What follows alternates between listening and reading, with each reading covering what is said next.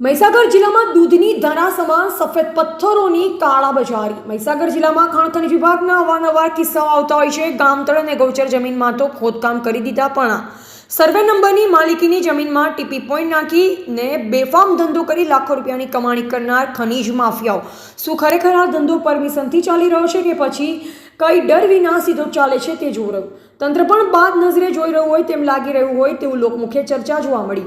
જિલ્લાના બધા તાલુકાઓમાં ખુલ્લેઆમ ખનીજ ચોરી થઈ રહી છે, ત્યારે આ ચોરી કોના નજરઅંદાજ સામે કરવામાં આવી રહી છે તે માટે જવાબદાર કોણ? રાજકીય પક્ષો કે સરકારી તંત્ર કે પછી ખનીજ માફિયાઓ કે પછી આમ જનતા? શું ખરેખર જિલ્લાની આવી દુર્દશા થતી રહેશે કે પછી આમ જનતા તેનો બોજ ક્યાં સુધી વેઠી રહેશે તે જોઈ રહ્યું। આ વિશે બધું ઊંડી તપાસ કરી વધુ માહિતી ટૂંક સમયમાં જ આપ સમક્ષ રજૂ કરીશું। રિપોર્ટર છત્રસિંહ ચૌહાણ, મહીસાગર।